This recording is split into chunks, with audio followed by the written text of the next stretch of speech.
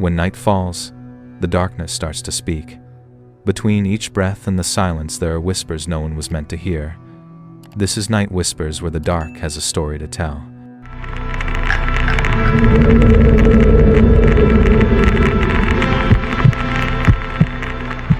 I'd been hiking solo for about 6 years, confident enough in the wilderness that marked trails felt optional. Last October, I drove to the Monongahela National Forest for a quiet weekend away from everything. My plan was to explore the lesser-used routes most people avoided. I expected nothing more than solitude and fresh air. Looking back, I realize I had no idea how drastically one simple decision that morning would shift the entire course of my day. The weather was ideal, mid-50 seconds, cool enough to hike comfortably with a steady gray, overcast sky. After nearly 4 hours on the trail, I reached a narrow gorge cutting sharply through the forest floor. It wasn't huge, but the 30 or 40-foot drop to the rocky creek bed below was nothing to take lightly. The walls were steep and crumbly, lined with loose sediment and roots that made climbing down completely unrealistic. A massive fallen oak lay across the gorge, wedged between both sides at a slight angle. Its bark had long been worn smooth by weather and likely other hikers who'd used it as a makeshift bridge. It was thick and seemed sturdy, but the height and angle demanded caution. A fall wouldn't be fatal, but it would mean broken bones at best. I tested the trunk carefully with my foot before deciding it was stable enough to cross. I stepped onto the tree and moved slowly, adjusting my balance with every careful step. The trunk shifted faintly under me, making my pulse spike. When I finally reached the opposite side and set foot on solid ground, relief washed through me. I barely had time to breathe before a rhythmic thudding sound echoed from behind. Confused, I turned back toward the gorge and saw a man standing near the very tree I had crossed moments earlier. He looked to be in his 50s, wearing an old camo jacket and faded jeans. His beard was scraggly and uneven, giving him a strange, slightly feral appearance. At first I thought he was another hiker or hunter, but something in his posture felt off. Then I noticed the full-sized axe he held loosely in both hands. He stared at the fallen tree with an intensity that made every instinct in my body tighten in warning. Without acknowledging me at all, he walked toward the base of the fallen oak. Before I could speak, he lifted the axe and slammed it into the trunk with a powerful swing. Wood cracked sharply, echoing across the gorge. I shouted at him, asking what he was doing, but he didn't even look up. He just kept swinging, methodical, steady, each blow deeper than the last. Panic began rising inside me as the tree shifted beneath his strikes. One particularly forceful swing caused the entire trunk to jolt, and dread surged through me. I yelled louder, telling him I had just crossed on that log and needed it to return. But he didn't slow down, he didn't react at all. The grim truth hit me like ice. He knew I'd crossed. He was cutting the tree to trap me on this side. Fear and frustration mixed into frantic shouting as I tried anything to make him stop. Whatever I yelled must have reached him, because he abruptly stopped. He lowered the axe gently, then stepped closer to the edge of the gorge. As he approached, I saw his face clearly sunken, eyes dark circles carved into his skin, and a hollow, unsettling expression. He didn't look angry or confused. He looked aware, intentional. His gaze locked onto mine with an intensity that made my stomach churn uneasily. And then finally he spoke. His voice was oddly calm, almost conversational. "I know these woods a lot better than you do." It wasn't a threat, but a statement of certainty, sure of itself, unsettlingly confident. The words lingered in the air like a warning I wasn't meant to ignore. Without another word, he picked up the axe again, turned away, and walked into the shadowed trees, leaving me frozen and breathless on the opposite side of the gorge. I looked at the trunk again. Deep, splintered cuts ran across its surface, making it dangerously unstable. There was no way I could cross back without risking a deadly fall. My hands trembled as I checked my phone, no service. Now completely alone, I swallowed my panic and decided to follow the gorge downstream, hoping I'd find another spot narrow enough to cross safely before the daylight disappeared behind the thick canopy. The forest felt different, now quiet in a way that wasn't peaceful. Every few steps I glanced behind me, expecting the man to return. The silence grew heavier as the gorge deepened and the terrain became increasingly hostile. What started as cautious hiking turned into a tense march as the forest darkened. It felt like the woods themselves were closing in, as if something unseen had shifted with that encounter. Eventually, the gorge widened significantly, making any hope of crossing seem impossible. The steep walls stretched farther apart, and the creek below carved deeper into the earth. The sun began sinking behind thick gray clouds, creating uneven dim light that made navigating more difficult. Every bend I rounded, I hoped for an easier crossing, but the landscape only grew more rugged and unwelcoming, pushing me farther and farther from my original route. Panic crept into my thoughts. I realized I was heading deeper into unfamiliar territory and farther from my car. The light was fading quickly, and with each passing minute, the forest felt more unforgiving. My breathing became uneven as I tried to steady my nerves. I kept telling myself I'd find a crossing soon, but each new stretch of jagged rock looked worse than the last. Something in the air felt wrong, charged, expectant. Then I stumbled into a clearing. At first glance, it looked like an ordinary campsite, a fire pit in the center, and space cleared around it. Relief flickered through me briefly. Maybe someone else was nearby. Maybe I wasn't alone. But as I stepped closer, the relief drained away.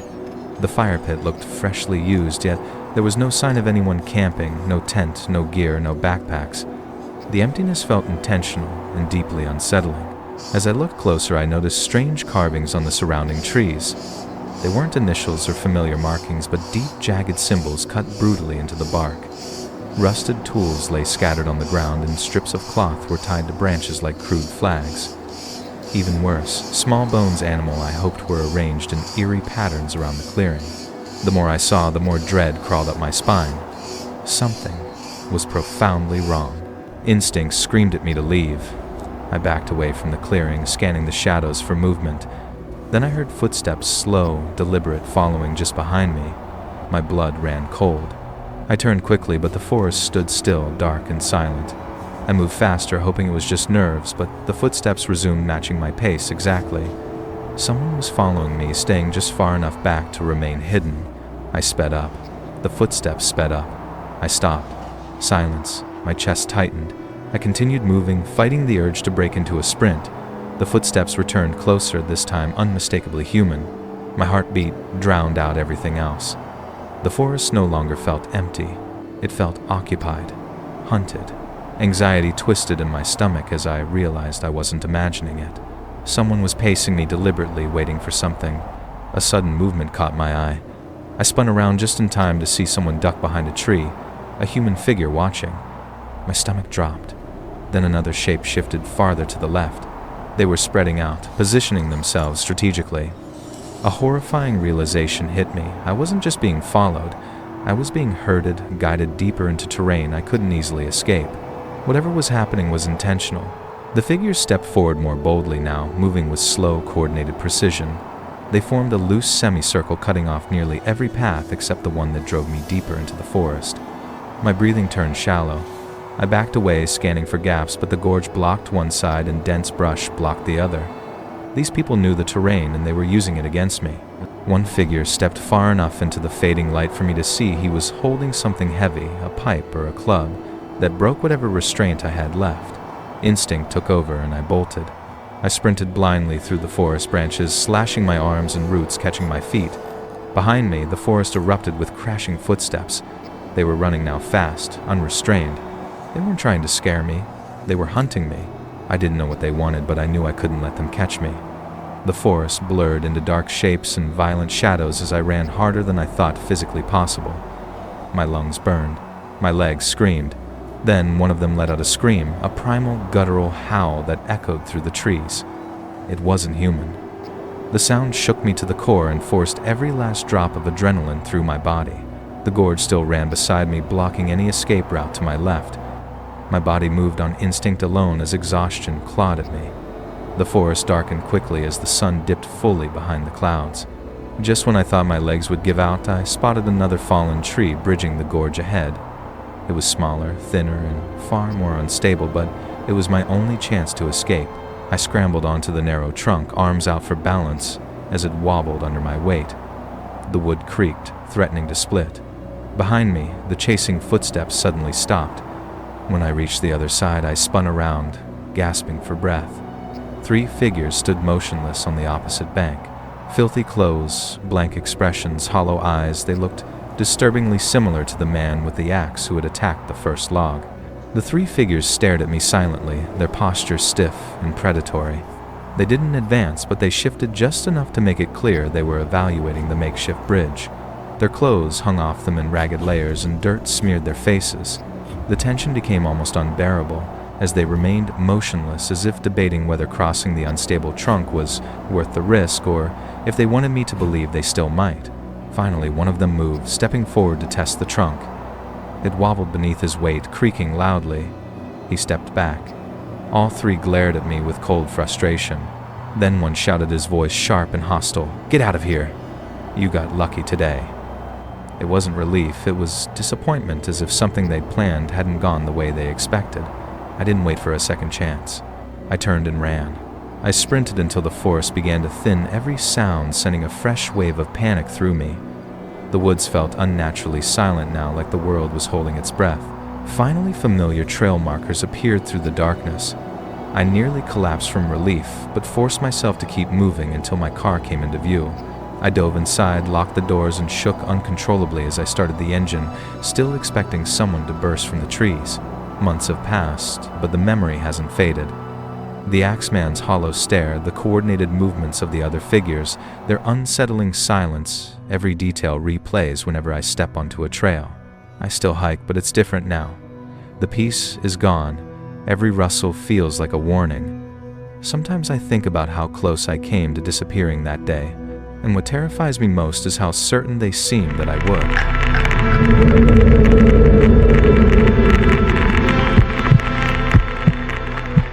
I know many people like to tell long, drawn-out stories, but I don't think that's necessary, so I'll say exactly what happened in the exact order it happened.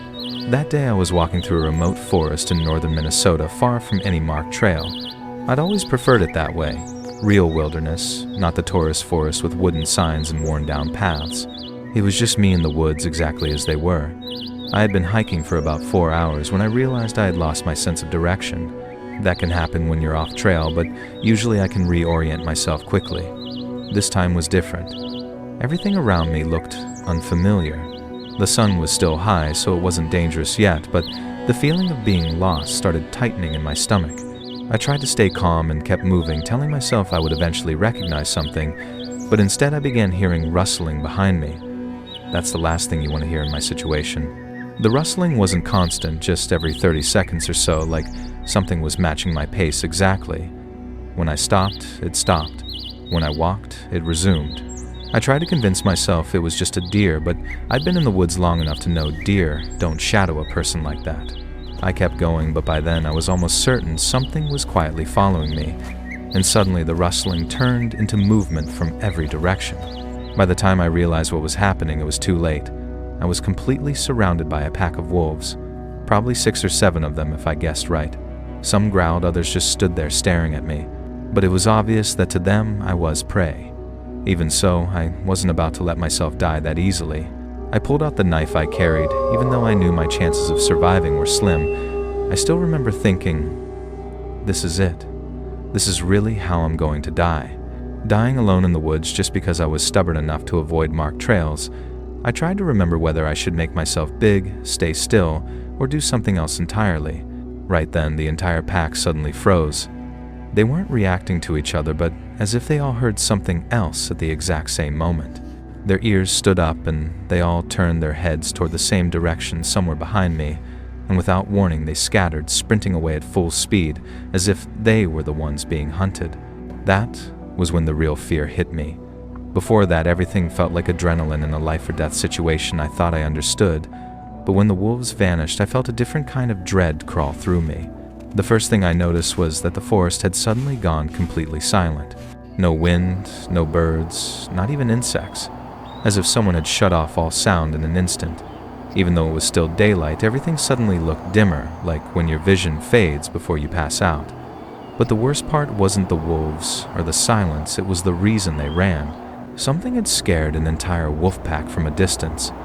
That much was obvious, but I couldn't imagine what it could be. I knew I had to keep moving, but unease clung to me despite the daylight. The thought crossed my mind to follow the wolves' direction, but I was fairly sure I had been walking the correct way. So I had 2 choices: follow the wolves and risk being surrounded again and getting even more lost, or keep going the direction I believed would take me out and risk running into whatever terrified those wolves. A terrible choice. In the end, I kept going the way I thought would lead out, meaning I was heading directly toward whatever had scared them. My reasoning was simple. I could waste an hour backtracking and still end up returning in the dark or push forward while the sun was still up no matter what I might meet.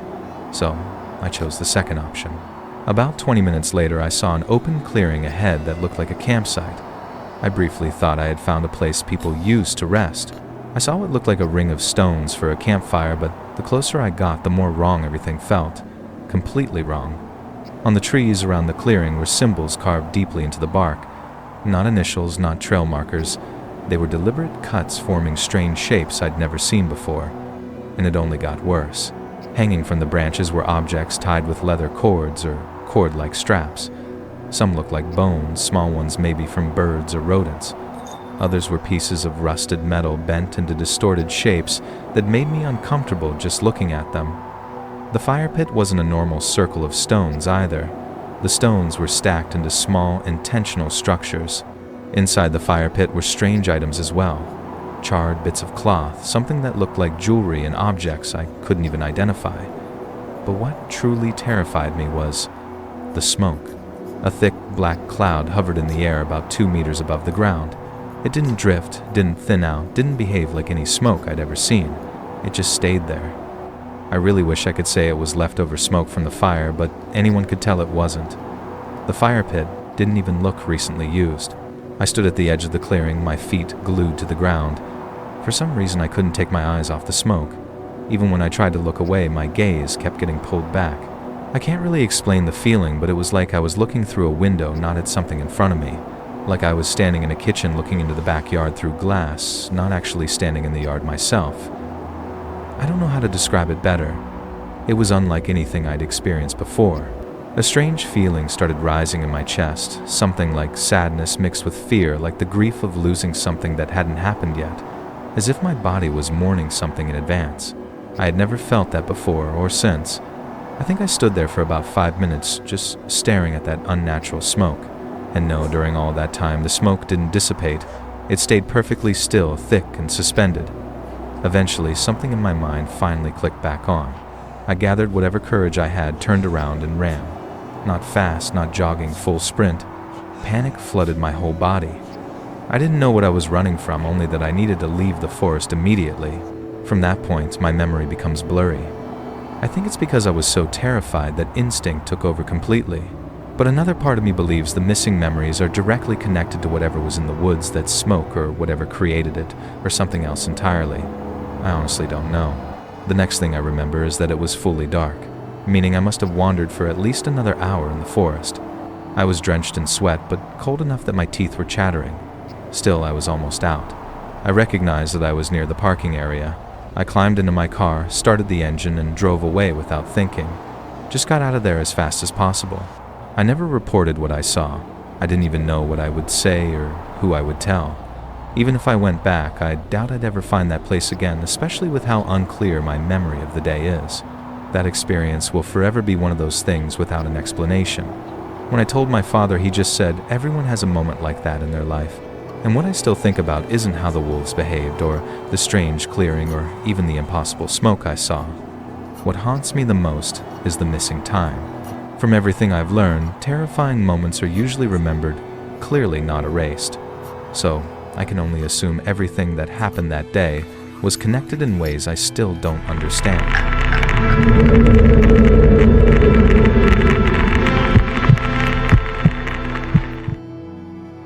Back when my friends and I were teenagers, camping was pretty much our entire personality. Once we all got our driver's licenses at 16, the freedom hit us hard. We spent nearly every weekend exploring random forests and campgrounds. Our parents didn't worry too much as long as we stayed smart and knew how to defend ourselves. That's why my dad let us borrow his Taurus G2C. By senior year, we felt confident enough to take longer trips. In February of our senior year, my girlfriend Megan, my buddy Colin, his girlfriend Ann, and I planned a 9-hour drive to Arkansas to backpack through the Ozarks. We wanted to see natural waterfalls and spend a few nights off the grid. Because the drive was long, we left early and arrived around 7 p.m. We set up camp at a designated site, too tired to look for anything deeper in the woods that first night. Megan and I shared one tent while Colin and Ann used another. I kept my dad's gun inside our tent, unloaded but ready. The first night was calm, just a typical cold February evening with nothing but wind and distant wildlife. We slept well, woke up early, cooked breakfast, and drove to the trailhead. Our plan was straightforward: hike to a waterfall, relax for a bit, then find a more secluded place to camp overnight. During the hike, Anne kept mentioning a man she claimed was following us. She said he wasn't walking, just standing completely still whenever she looked back. At first we thought she was spooked by shadows, but eventually we all saw a figure. The moment he realized we spotted him, he bolted into the trees with surprising speed. Colin yelled something tough to intimidate him, but it was mostly bravado to impress Anne. After shaking off that weird moment, we continued hiking until we reached the waterfall. We had lunch, took photos, and hung around for almost 2 hours. Everything felt normal again. But as we went searching for a new campsite, I spotted something that froze me in place: a freakishly tall, skinny woman watching us from between the trees. She had to be at least 6'5", and the way she stood made every hair on my neck rise. I pointed her out, and everyone immediately tensed. We yelled at her to leave, warning her that we were armed. She silently turned and walked away, her movements odd and unsettling. We assumed she and the earlier man were connected somehow, which only made the situation creepier. Wanting distance, we hiked for another hour until we found a spot near a creek with a calm, deep pool of water, perfect for relaxing, or so we thought.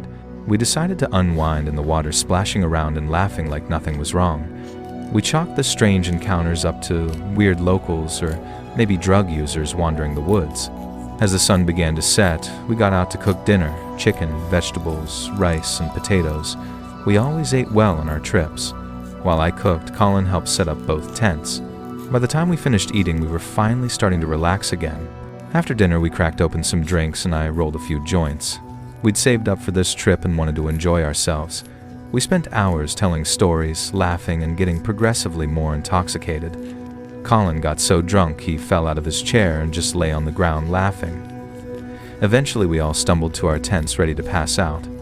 Megan and I were messing around in our tent when something interrupted us. Suddenly we heard someone laughing outside. At first I thought it was Colin messing with us, so I yelled, "What's so funny?" But Colin shouted back from inside his own tent, "That wasn't me." The sound of his voice hit me like a bucket of ice water. My heart dropped. I grabbed the gun, burst out of the tent, and fired warning shots into the air while screaming for whoever it was to leave us alone. We heard fast footsteps running away into the trees. Still shaken, we moved the tents closer together and agreed to take turns staying awake as lookout. Nobody slept well. In the morning we debated ending the trip early, but eventually convinced ourselves we'd scared off whoever it was. We packed up and started hiking back toward the exit. The plan was to find a campsite closer to civilization and stay just one more night. On the hike out, we met a group of other hikers and told them what had happened. They were just as freaked out as we were, which made everything somehow feel more real. After chatting briefly, they continued on in the opposite direction. Later, when we stopped for lunch, I realized something strange: we hadn't seen anyone else besides them, despite the parking lot being full earlier. The forest felt emptier than it should have. We hiked another 6 miles before deciding to set up camp about 3 miles from the nearest exit. The spot was decent, clear ground, enough space for both tents, and just far enough from the trail. We cooked steak and potatoes for dinner, then drank and smoked again, trying to reclaim the carefree vibe from earlier. Eventually, we settled into our tents. I fell asleep quickly, but sometime deep into the night, nature woke me up. Still groggy, I stepped out of the tent to pee, bringing the gun out of pure paranoia. The woods were silent, too silent. Midstream, I heard leaves crunch behind me. I froze. Slowly, I finished, grabbed the gun, and turned with my headlamp. That's when I saw him, the same man from before, standing in the darkness holding a machete. His hair was long, filthy, and his body was disturbingly thin. The instant our eyes met, he charged. Instinct took over. I screamed, raised the gun, and emptied the entire magazine. I couldn't tell where I hit him, but I heard him yell and saw his body collapse into the brush. Megan and the others rushed out of their tent, panicked. I told them what had happened and said we had to leave immediately. Staying even another minute felt like begging to die. We didn't bother packing the tents, we just grabbed our bags and ran the remaining 3 miles toward the exit. The adrenaline made us move faster than we ever had in our lives. Every sound in the forest felt like footsteps behind us. We didn't talk, didn't look back, just pushed ourselves forward until the trees finally thinned and the parking lot came into view. Reaching the cars felt like reaching land after drowning. We locked ourselves inside the vehicles, covered the windows, and tried to sleep. None of us truly rested, but at least we felt out of reach. At sunrise, we drove straight to a diner in a nearby town for breakfast. Nobody spoke much. We were exhausted, confused, and still buzzing with leftover fear. We discussed calling the police, but the more we thought about it, the more complicated it seemed. We ended up never reporting it. I was afraid of getting in trouble for shooting someone, and honestly, after seeing the way he acted, I didn't feel much concern for his well-being. Still, years later, it bothers me. No news stories ever surfaced, no missing persons, no arrests, nothing. Which means those people, the man, the tall woman, maybe more, could still be out there in the Ozarks watching from the trees waiting for someone else. Thank you for staying until the end. If the dark didn't scare you away, maybe you belong here. Subscribe to Night Whispers and let the darkness find you again next time.